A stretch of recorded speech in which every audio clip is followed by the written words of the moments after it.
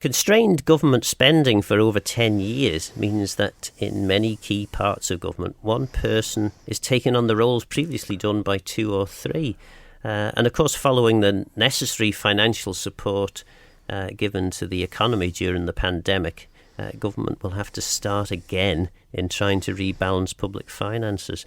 So I suppose a question you might ask your prospective MHK would be, how will you improve productivity across the government workforce? And a slightly mischievous question in from me, does politicians slagging off government workers actually improve productivity or do the complete opposite? I'm sure it doesn't, but it's an easy target and it plays to a certain strain in public opinion, doesn't it, about public servants. But I think this whole issue about the size, the scope and the efficiency of government is one of those old big questions. That's another one that's gone off the boil, because if you remember, the size and structure of government reports were like a Bible for lots of people for a long time, and then all of a sudden they've just gone out of date somehow or other.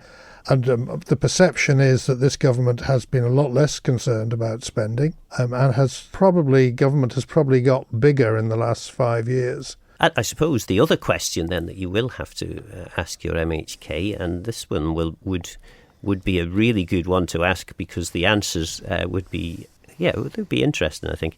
What services would you be willing to cut, and what taxes would you increase? Indeed. I think an interesting question is, what would your first instinct be? Would you go for the tax increase, or would you look to cut in government first? So if you say no to tax increases, okay, then what would you cut? Because we can't carry on the way we're going without something having to give. Yeah, and of course the previous government became, I think it's reasonably fair to say, unpopular for putting a fairly tight squeeze on government finances. Yeah. And then this last 5 years, government has sort of slackened off the tension a bit there. But of course, with the pandemic, was it £200 million, some figure like this, that had been spent over the last year or so? And this was at a time where government had almost cracked the sort of the rebalancing of government finances. Yeah, it's a big problem.